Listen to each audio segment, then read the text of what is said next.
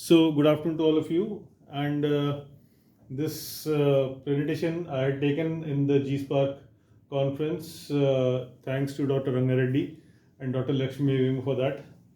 And I felt that I should present this in my own department and also try and share it with as many people as possible on YouTube also. So this is regarding the how we overcome the incumbencies in implementation of the Antimicrobial Stewardship program in medical colleges. So this is a wonderful view of our own campus. For those who have not visited Mangalgiri, these are the hills around our campus, and our campus is located right in the middle of these hills. So whenever you visit Mangalgiri, you should always come and visit AIMS also. So with a disclaimer, I'd like to begin that this is a non-scientific talk. Okay, it is more of philosophical because all of us have to imbibe and adapt and adopt to philosophy somewhere in our lives. It involves a lot of self-introspection and a lot of behavioral and attitudinal changes, because I am observing many issues in my own department. So I thought that I'll speak and discuss about this thing in our own department also. So antimicrobial stewardship overall begins with the human behavior that has got numerous intrinsic and acquired entities. So anybody who is watching this video or who is watching it or seeing it right now would know that there are many components like consciousness, what we call as chetana in Hindi or Sanskrit actually. Then it's intellect or buddhi, that's our actual intelligence that comes from the union of Purush and Prakriti as per Sankhya Darshan. Then it's ego, that I have done it, I am the one, I am Sumitra, I am so and so person. That is the ego, that's existence of an identification of me as me. The mind or the man, which is extremely volatile and you rarely can get it under control. Awareness of being, that is chitta. The conscience, that is antaratma, what we explore about us from inside, what we feel after doing something good or bad, something that makes us feel good and bad after we do a karma. The will, that is our sankalp, that is our willpower to do something. Emotions, that is our bhav, what are we going through, what is going on through in our mind, whether feeling happy or sad, or we are apathic about something. And of course expectations, that what we are expecting from a particular action that we are doing. So all these are the components of the human behavior, some of which are intrinsic, some are acquired. So for those who must have heard, the term dharma is the act of righteousness, to do what is right at that particular moment to sustain what is the goodness in a system or in the society. So if we talk about us as doctors, for its patient care and patient safety, it's safe healthcare practices, it is prevention and development and spread of AMR, good laboratory and good clinical practices, hospital infection prevention and control, things like PKPD dosings, hepatic and renal adjustment of doses, antibiotic audit, prescription audit and consumption auditing, decreasing the patient's hospital stay and reducing the patient's overall burden, monetary burden also. So all these get encompassed into these 7 core elements of our antimicrobial stewardship program that begin with the leadership commitment. So until unless leadership commitment is not there, accountability is not there, then of course a drug expertise, we do require a pharmacology backup. We require certain actions to be taken, tracking of the things that we are doing, what we have done before, what we are doing after, reporting and education, which is the lowest hanging fruit, that is easiest to provide gyan to people, that we should do this, we should do that, and you can do this, you can do that. So that is education. So that's the lowest hanging fruit. So therefore, by the law of logical derivation, if you say, law of logical derivation means that there are multiple types of evidences that tell us the validity or the existence of something. For example, if we look at fire directly, we know that fire is there. That is a direct evidence. If we see smoke somewhere, we can derive that probably there is fire somewhere. And the third is testimony. That is, somebody is telling me that fire is there, so I have to trust that person. So there are 3 types of evidences, and if you convert them into, you can say in microbiology, so you can say culture is a direct evidence or direct observation under the microscope. That is the that is the gold standard. That is the direct evidence. Indirect evidence, serology, immunology, that something was there, that's why immune system gave a response. And third is the clinical part, as mean that somebody is presenting with a symptom. So it's most likely should be infection because looking like infection. So by the logical derivation, if we are performing antimicrobial stewardship practices as a doctor, we are doing our dharma, right? So now there are a few questions on self-introspection, and some of them will be very hard-hitting for many of us. How many postgraduates take up microbiology as a first choice? If you remember, few days ago we were discussing that what was your first choice, what was your first choice. Somebody said mine was medicine, mine was surgery, and all those things. So most of the PGs and our PGs also must be thinking that we don't take microbiology as first choice. How many postgraduates pursue full 3 years of MD in microbiology? So the reason we had a proper formal welcome party, because we wanted them to feel at home that yes, we are giving not only importance to you but also to the subject also, and we also want you to give importance to the subject.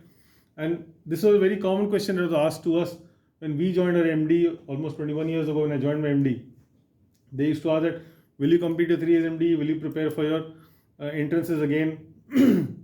Many postgraduates think it's not a clinical branch. How many think it's a clinical branch? Hardly any of them think so. Many think that it's a very light branch. Think that okay, you just have to go look at here and there, few plates, sign the reports, and go back home. No, it's not. You all are witnessing that it is not a light branch. There's a lot of work. This is a very typical issue in women. The predominance of women in microbiology is because many of think that it's a light branch.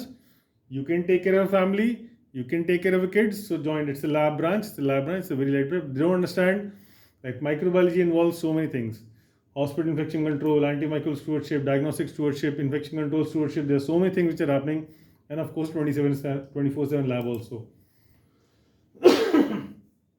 How many faculty feel proud to be clinical microbiologists?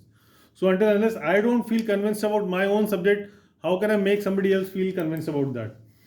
How many PGs dream to don the stethoscope after their MD in microbiology? So many of them, they want to do DM in microbiology because they want to run fever clinics. Now that is where the issue has come, that the purpose of DM microbiology is still, DM infectious disease is still not clear in our country. They don't know that DM infectious diseases is to act as a bridge between the labs and the clinics, and to ensure that so that a DM ID is able to understand what is going on in the labs, and he knows what is going on in the clinics, so he can bridge these things together, not start their own clinics that I want to open up a fever clinic, I want to open up, I'll treat patients of HIV, I'll treat patients of chikungunya, and all those things.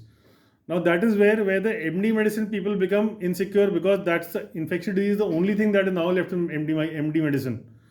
MD medicine, endocrinology has been taken away, cardio has been taken away, nephro has been taken away. So all these super specialty branches have come out of medicine, and medicine per se as a branch is not got anything, and all they are mainly left is infectious diseases. So if the DMID students also start jumping into the domain of an MD medicine, so that becomes a clear friction that I am at least witnessing in some of the premier institutes in our country. I have witnessed that, so that's why I'm saying it.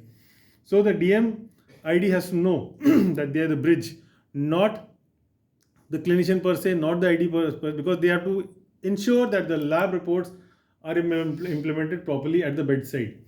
Now, this is a very disappointing report, and it happens to be that I know this person who has made this report.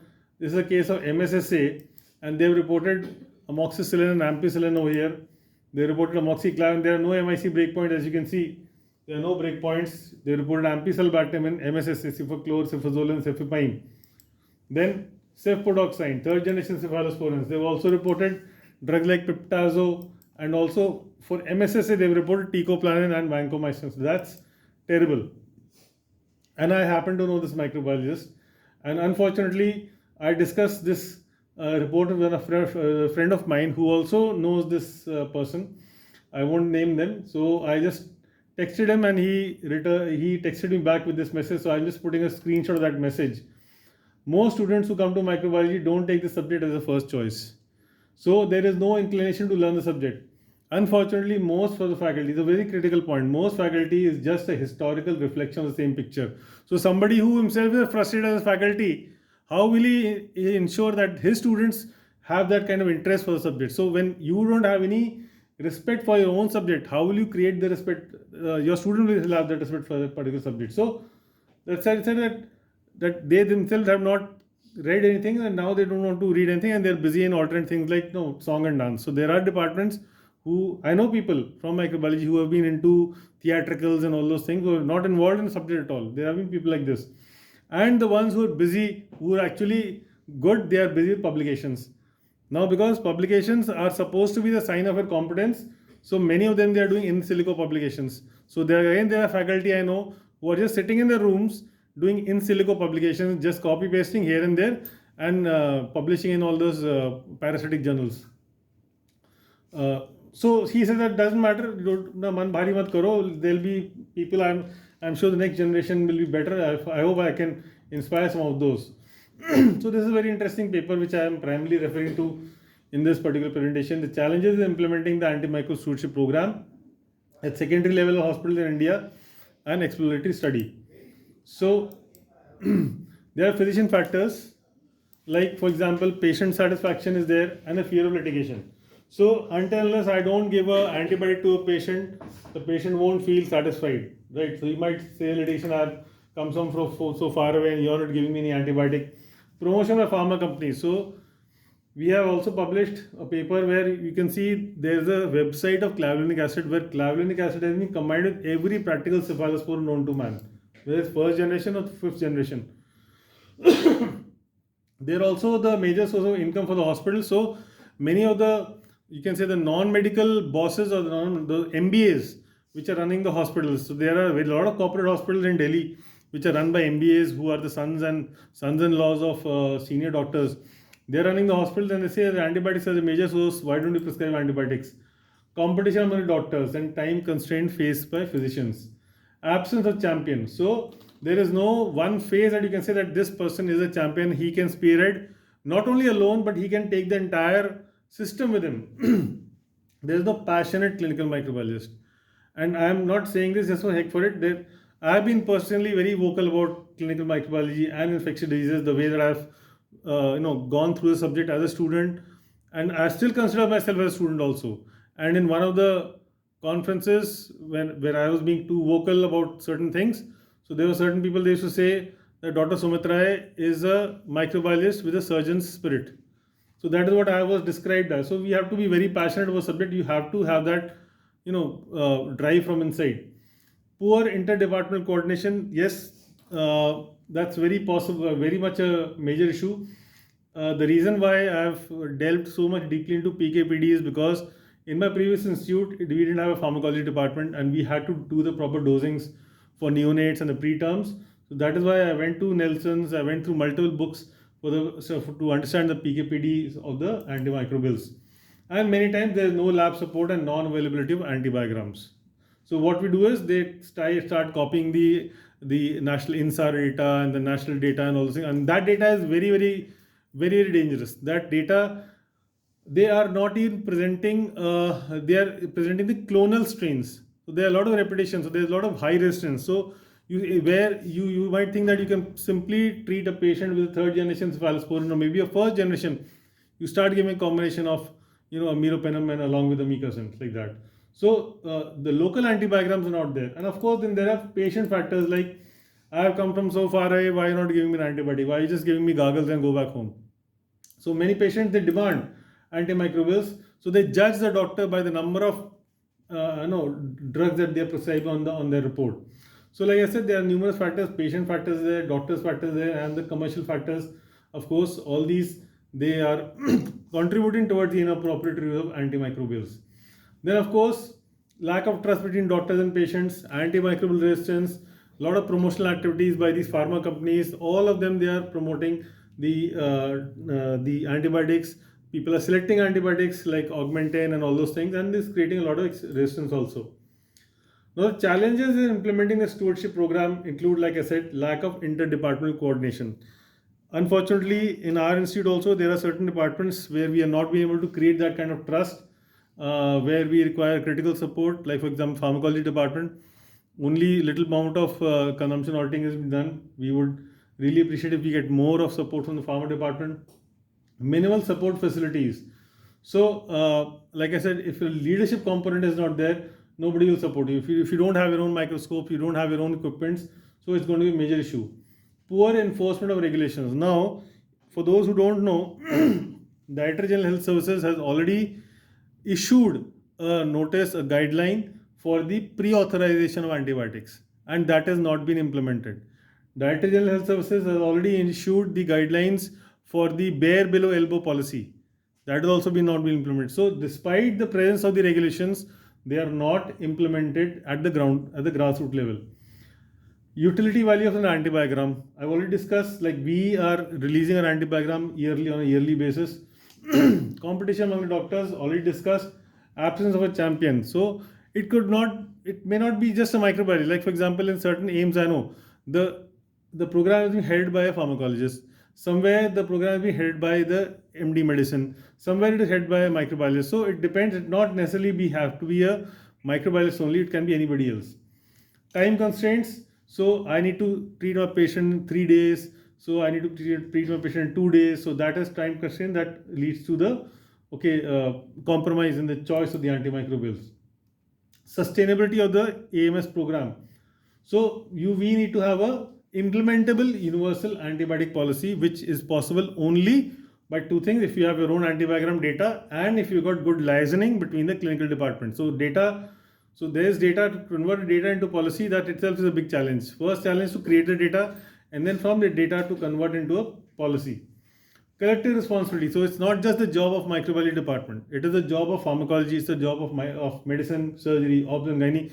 Everybody has to participate in the AMS program because it's not a single department issue. Incentives, like for example, Dr. Mohan has started an incentive for this champion trophy. So best hand hygiene trophy is given. So once we have an implementable, right now we don't have an implementable AMS program. We do have bits and pieces here and there, but we don't go and do an audit. Okay, fine, we are doing consumption audit. We don't have parameters to judge that this department is following the best AMS practices. So if we have got incentives, so we can probably improve on the sustainability of the AMS program. Availability of the cultural facility. Again, I was approached by some people in Guntur that can we send our samples to AIIMS Mangalgiri, because many places cultural facility is not available. Robust feedback system. So that is also lacking, and of course community awareness, like OTC, over the counter use of antimicrobials. And one more thing is that our Department of Community and Family Medicine needs to be involved in the community awareness to raise the issue regarding like we are doing these outreach programs like the World Antibiotic Awareness Week, all these things. So I have worked in 6 government systems so far. I mean, you may not find somebody who has worked in different places. For example, first one, I was in a Delhi State Government Medical College. So a Delhi State Government Medical College where the faculty was placed as per the CHS, central government, and UPSC rules and regulations, where there was zero accountability and the lab was very far away from the hospital. So it's like this only. So lab is, earlier also we had the lab in the medical college building, and the hospital is quite far away. So getting the samples, reaching the patient itself is a big issue. So if we were working over here, if I tell you on a daily basis, take 3 rounds of the medicine ward, it's very difficult for us to go. So that's why the lab always has to be inside the hospital only, and that's the reason why we shifted from here to the hospital. Then the second place I worked was State Autonomous Medical Institute. They had a good concept of an ID program, but there was no leadership. So where I did my postdoc PDCC from, so there was good liaising between the wards and the labs because the PDCC and ID fellows, but there was no single person in the department who could say that this person is a champion from the department. Then central government university, right? So central government university has got an issue of what we call as that they have got system of lecturer, and then reader and professor. So they are only into research. They are not into patient care. So there is no initiative, there is no leadership towards the AMS, because AMS per se does not reaps the benefits of promotions, unlike what research would do. With research you only publishing papers, and the central government universities, they are more research oriented, like BHU, AMU and UCMS. Central Government Institute under Ministry of Health and Family Welfare, that's a pure central government institute. That's where the appointment is done through the UPSC. Again, they have zero accountability due to DSCP. Now, what is DSCP? So those who work in a government system would know DSCP means Dynamic Assured Career Progression. In other simple words, that is time-bound promotions. So in central government and Ministry of Health and Family Welfare, you got time-bound promotions. So after 2 years, you become from assistant to associate. After 4 years, you become from associate to professor. After 7 years, you become from professor to director professor. So after 13 years of full service, you become a director professor. That's pay band 14. That used to be level 10 at that time. Earlier. So again, because it was a very good concept in the sense that you take care of the patients.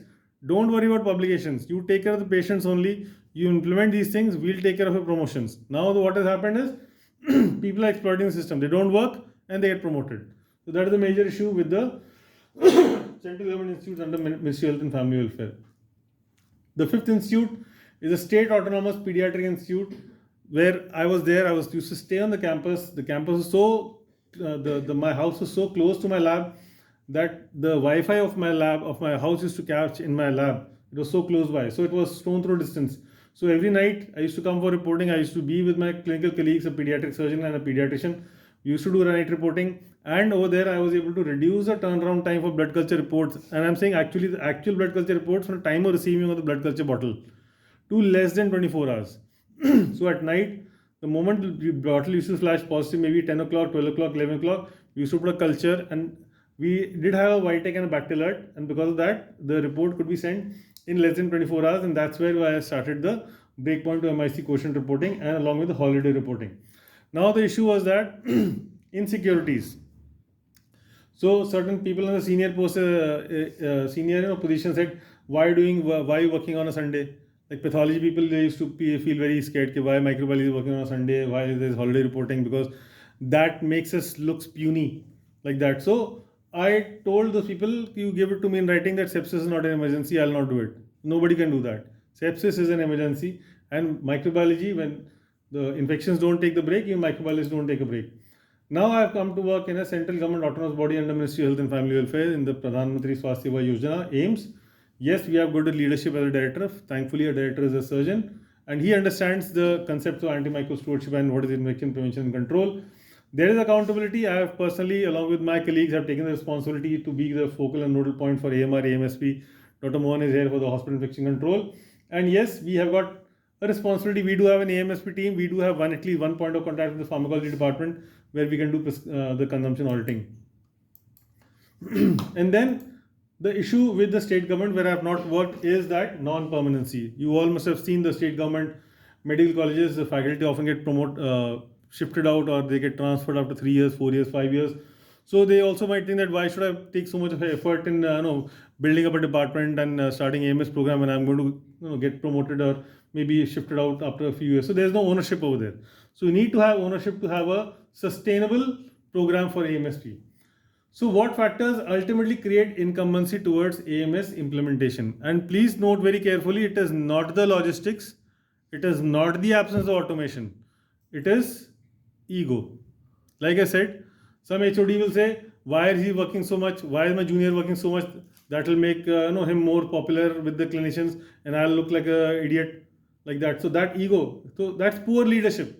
So good leadership means first let go of the ego. So I am actually and I say it openly in multiple forums, and I put a photograph of my colleagues and my co-faculty that being associated or working with smart faculty, that I am lucky that way.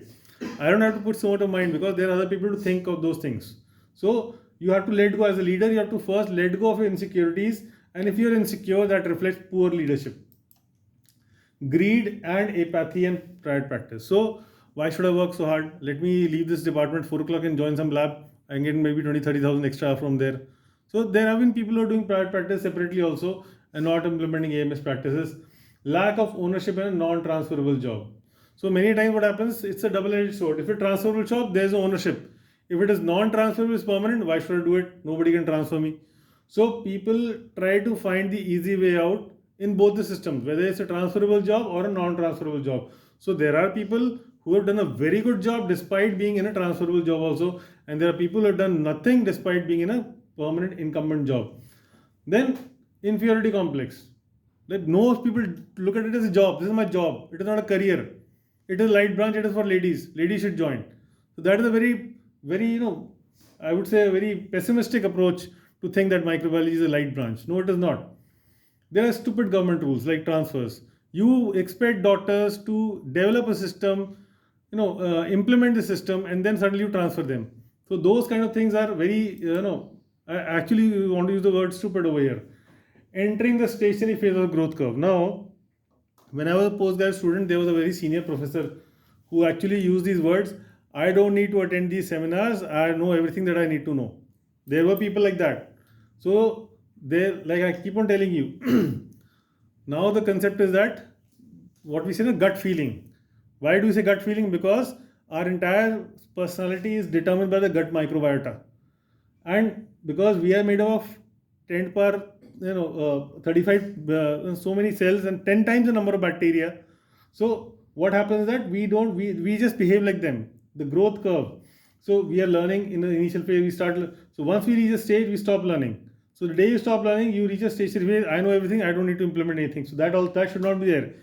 Everything. I at this moment I got so much to learn on AMR, AMSP. I need to learn so much on mycology. I need to read so much on parasitology. There's so many things I need to read, learn, and imbibe the things. So how to overcome the incumbencies? Take the lead. Okay, it's possible only if you believe in the cause of the AMS. Not just AMS, even diagnostic stewardship. Aim small so you can miss small.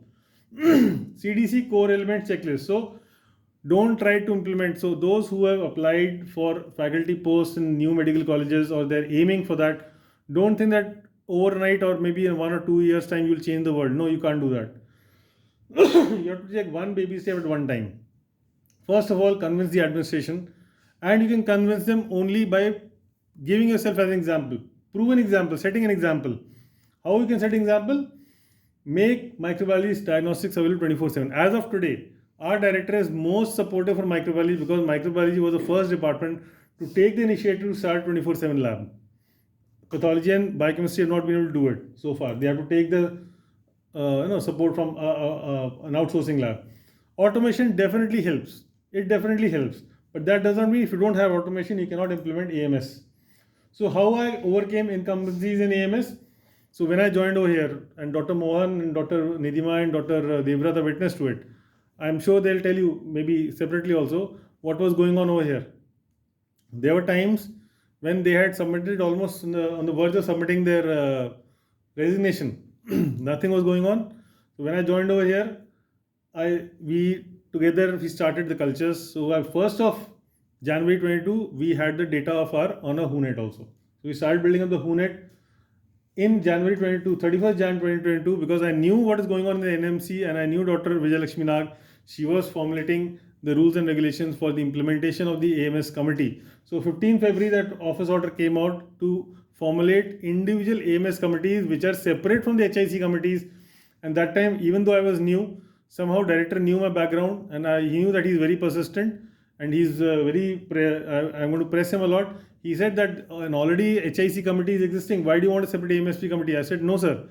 The purpose, the end result is same, that patient care, but the pathways are different. They are working parallelly, but they are working towards a common cause, because common cause is so huge, you cannot achieve it by a single committee. You need multiple committees. So you require a HIC committee separately and an AMSP committee separately. So we found a separate AMS committee where the director was kept as a chair, because director is the one person who everybody will listen to. People will not listen to HOD microbiology or HOD surgery or MS also, but they will listen to director because he is the supreme authority of the institute. So whichever person is the supreme authority of the institute, you should put that person as a director. That person is on the chair of the AMS committee. Regular maintenance of the data on WHONET and a yearly antibiogram has to be created. Sunday and holiday reporting with critical alerts and multiple tiers. So again, initial 8 months when there were no residents, nobody was there, no technicians there, alone I used to come on a Sunday and do the reporting, including the biochemicals, including the AST, including everything. I put myself. So they all witnessed it. So there was time, then they also started. My co-faculty started supporting me. Okay, sir is doing it, we'll also do it. So that way I had the support. Automation. So we started with our DPR equipments. We had the Bactilert, we had the Vitek, we had the customized. We started customizing the AST reports. And 1st April we had a 24/7 lab along with Sunday and holiday reporting. February 2024 we got a MultiTop and Gene Expert. We have already started a prescription audit on a daily basis, and that's why I keep on pressing my SRs and residents to keep on going on audit on a daily basis. And the next step is going to be the implementation of surgical antimicrobial prophylaxis and the empirical treatment guidelines.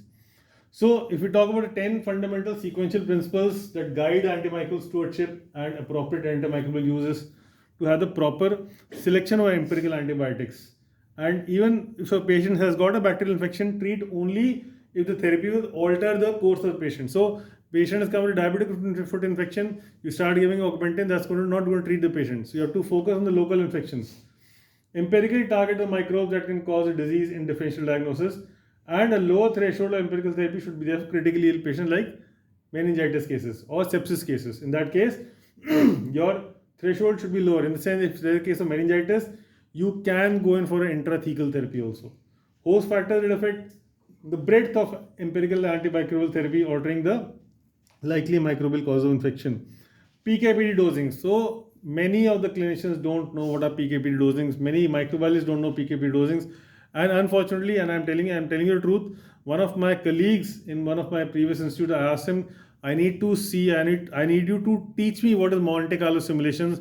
He asked me, I don't know what is it. He was a pharmacology faculty who didn't know what are Monte Carlo simulations. Then somebody who had done his DM in pharmacology, he explained what are Monte Carlo simulations. De-escalation of antibiotics, you must know that we on our AST report try and find out at least one antibiotic that can focus on that site infection, and it can be given orally also. If the therapy is not working, always control source control. So the customized AST reports that we are making right now, myself, Dev sir, so we are always writing that you have to do the source control and think of an alternative diagnosis before blaming resistance and broadening the therapy. Distinguish a new infection from failure of the initial therapy, and the duration of therapy should be evidence-based. So don't think that, okay, IDSS says 14 days, so-and-so says 7 days. No. You look at the patient's condition, you look at the critical condition, you look at the clinical condition, you see the biomarkers, see that the rule of thumb is that after the cessation of symptoms till 3 days, you continue the therapy. After that, you stop it. So don't extend it just because somebody is saying it. So it has to be totally clinically. So the factors that are centric to the management of syndrome is the diagnosis of the exact bug, the resistance, the PKPD properties of the antibiotic, where it is concentrating, in what dose it is concentrating, whether a particular antibiotic can be given or cannot be given at a particular site, prolonged infusions, what are OD doses, what is the antibiotic posology, what are Y site incompatibilities, all these things as a clinical microbiologist and AMS steward we must know. Short courses definitely are better than long, because in terms of resistance, because you keep on giving an antibiotic, the bugs will become resistant, especially in the gut. De-escalation and discontinuation. So it is very difficult. It's very easy to start an antibiotic, but very difficult to de-escalate, very difficult to discontinue, because again, it is a fear. It is more of an attitudinal problem rather than a scientific problem. What is the true site of infection? The inoculum. So source control is very, very important. Unless you don't do source control, you keep on giving antibiotics. And there has been cases over here where a faculty's father was admitted and he was given linezolid to prevent infections, and that's how he developed resistance, and the patient died. So antibiotics is not the solution for infection control. You have to do the source control, you have to do the infection control. Infection control should not be replaced by antibiotics, please. Tenacity of the bug and site infection. So biofilm forming capacity. So if you know that if you isolate a staph aureus, which is staph epidermidis, which is a known case, which is a known infection or known or true pathogen, then you must know that what are the places, like for example, IV cannulas. So in one of my interactions with one of my clinical colleagues, he said that short cannulas will cause thrombophlebitis. Long lines will create a lot of CRBSIs. The best is to go for midline catheters. So in the mid you can say length catheters. So that's something that he learned from the US that we aim for observership. Intrinsic resistance mechanism. So they have been putting up those charts multiple places provided by Biomero. So the accurate ID is mandatory. So that is where our automation will help us, because accurate ID will tell you that this particular case is likely to develop a resistance or not. Adverse drug reactions, and of course the side effects of the antibiotics. So like I said, aim small, so miss small. So already you must know what this picture means. When Dronacharya asked Arjun that what is he looking at, I am looking at the eye only. I am not looking at the bird, I am not looking at the branch. I am only looking at the eye. So aim small, so you miss small. So be the change what you seek in the world. That's one line that was spoken in the movie Bruce Almighty, if you can go through that movie. So I'll just give you a few examples. So I told you that if I want to implement AMSP, so I have to set examples myself, and I'm sure most of our faculty must be having such stories in their own in their own career also. Like for example, cases of neonatal sepsis in NICU. So I've told this story to multiple people multiple times. So I was a first year PG just like you guys, and I was posted in there used to be an antibiotic lab over there. So I observed that one Klebsiella is coming, and all of them have got the same antibiotic pattern, and they're coming from one places only. So it suggests a law of theoretical derivation or logical derivation. I just walked across, and that was again like half a kilometer away. I walked across to the NICU HOD over there, and I spoke to Dr. Mathur. I said, "Sir, this is happening." And this when I was a first year PG in MAMC, long time back. I asked him, "Sir, this is what is happening over here, and there's something wrong." That's all I could tell him. This is the basic thing I told him. So he asked me, "Sir, beta, who are you?" I said, "Sir, I'm first year PG." So he said, "In my 25-30 years of career, somebody has come for the first time in microbiology." So that was the image of microbiology long time back. So that is what we need to change by setting examples. Another case was we used to have 24/7 lab in MAMC in Delhi. So we used to get, as residents, we posted over there, 24 hours duty we used to do. And at around 5 p.m. in the evening, some pediatrics PG came. She said that I want blood culture bottles. So I told him that my technician that where the blood culture bottle is, we didn't get it from the college. So that time the college and the hospital were almost like half a kilometer away, and the entire media was made in the college, and they used to get the media from the college and put it in the MNC lab. So I went to him, I told him, "Arvind, let us go to the college and get the media over there." So I went to the college, and like a typical Sarkari college, it was closed, shut down. So the guard won't give me the keys. So I have to call up my HOD. I have to tell her, "Madam, this is the issue. I have to collect the bottles from the media room." She said, "Okay, fine, do it." I opened up the lab, opened up the media room, and I found around 30-40 bottles were there. They were all turbid. So Arvind said, "Sir, they are already all turbid. How can we use them?" I know that, don't worry, just take all of them. So we took around those 25-30 bottles back to the MNC department, MNC lab. We had a filter paper over here. I filtered all the bottles again, dispensed it in smaller bottles, and then re-autoclaved them. And by 10 o'clock at night, the media was ready. So by whatever thing, it does not mean you have to take an active action. It's not like, "Oh, this is not there, what do I do? Oh, I can't do anything." It should not be like that. You have to be active. So that's why I'm saying that you can't afford to be passive and sitting behind. Inquisitiveness. Now this was a case that again we did as postgrad. There were cases of Volvox globata pseudobacteremia. Now what is this? So on the blood culture sheet, we saw that all these blood culture bottles were coming, and all of them they were turbid. After putting the blood, all of them they were turbid, but nothing was growing. So we thought it could be something like Fastidious organism. We tried growing it on chocolate agar, nothing grew. Then we made the wet mount. In the wet mount, we saw tiny, very tiny, what I was asking you that day, archaea, tiny red dotted green blue algae we saw. So those algae were growing in the presence of blood. So we thought, why is this happening? So we found out that the double distillation plant was broken. They were using tap water for making the media. Now whatever that archaea was, that survived the autoclaving cycles and it grew in the presence of a nutritional media like blood. So just to rule out that this is not because of infection, I started giving 5 ml blood on my own, all these bottles on a daily basis as a control. That a healthy adult is giving a sample as a control every day, and we found that it's even growing in the control bottles also. So we found that the reason for that is the tap water, and the presence of blood was enriching that archaea, that Volvox globata, and we published it also. Knowledge is supreme and not money. So the microscope that you're using right now, which is written, "This is a property of Dr. Sumitra," that is my personal microscope that I bought during my second year in my PG. So that time we had a salary of around 15,000, 16,000, and that microscope is the original make from Olympus. If you see backside, there are TUV logos there, TUV certified logo. So now those microscopes, they don't have that logo. The TUV certification, that time I got it for around 30,000. So I invested more than 2 months of my salary, took help from my wife also, because I wanted to study more and more about malaria. So I invested that money. Even right now, we are giving the learning resource allowance, I buy books.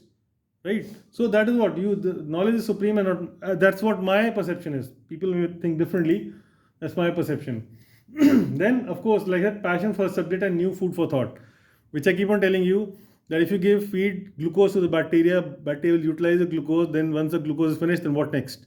you give it lactose. So the lac operon will get activated. So there's new food for thought. So once you've done your MD, you're stuck in the same place. You may not be learning something new because the faculty is not teaching you anything new.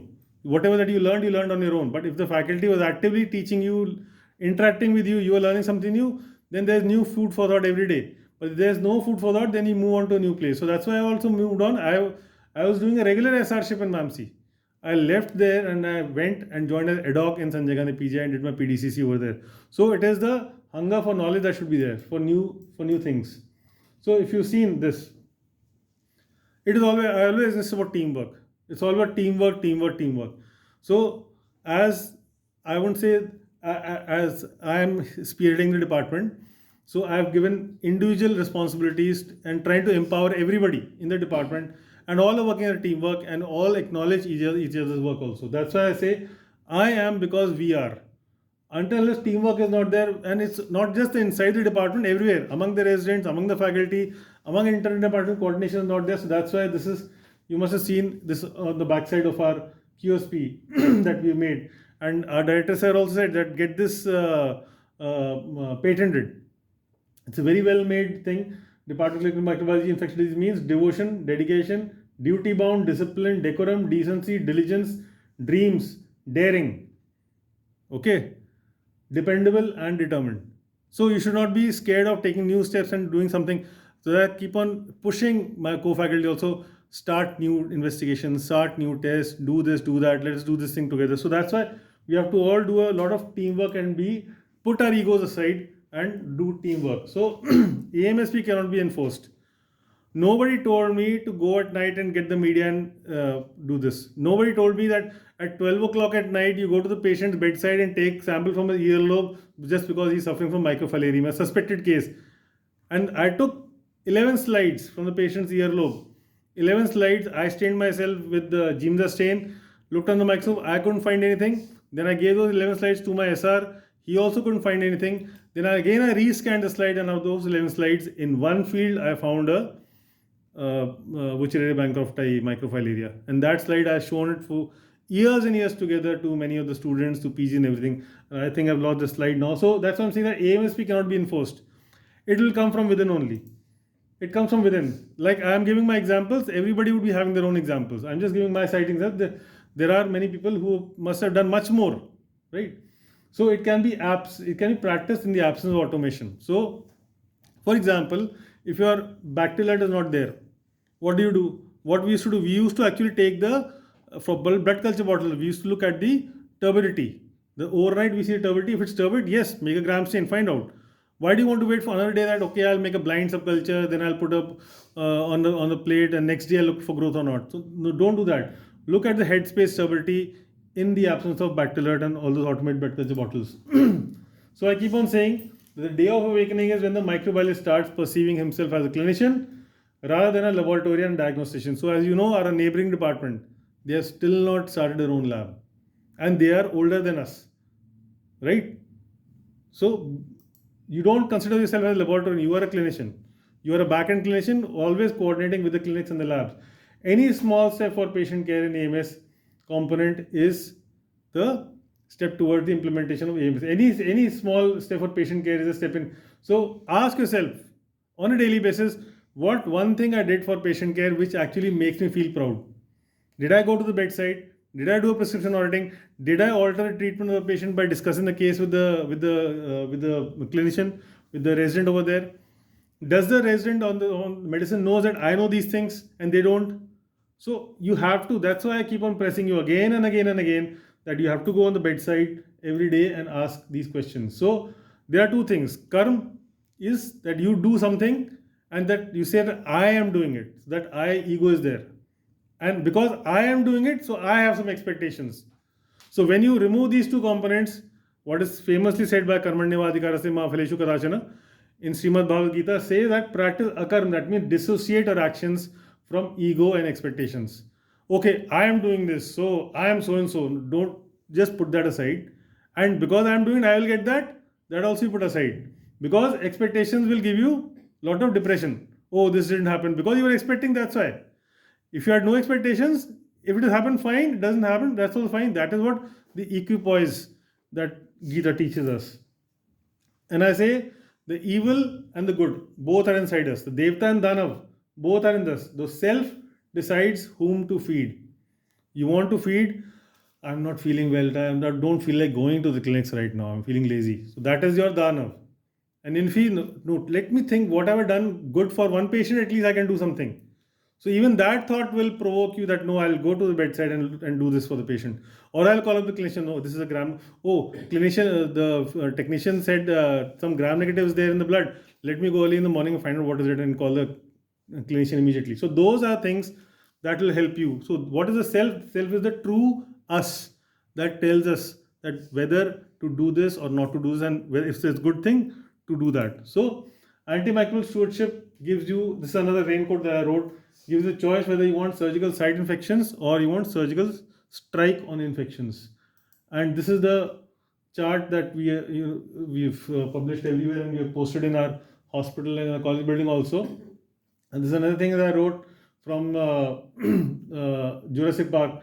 It was very famous that God creates dinosaurs, God destroys dinosaurs, man creates dinosaurs, dinosaur destroys man. So just same thing is like that. God creates dinosaurs, God destroys dinosaurs, God creates man, man creates and abuses antibiotics, antibiotics create parent-drug-resistant bugs and viruses. They kill man, microbiologists, ID and IPC specialists, they inherit the earth. So be proud of being a clinical microbiologist. You can do a lot many things which the clinicians do bank upon us, they do rely upon us, they do trust us. So the moment you start extending your hand towards the clinician, they will always come back to you with greater fervor and greater amount of passion and be interactive with you. Right? With that, thank you so much.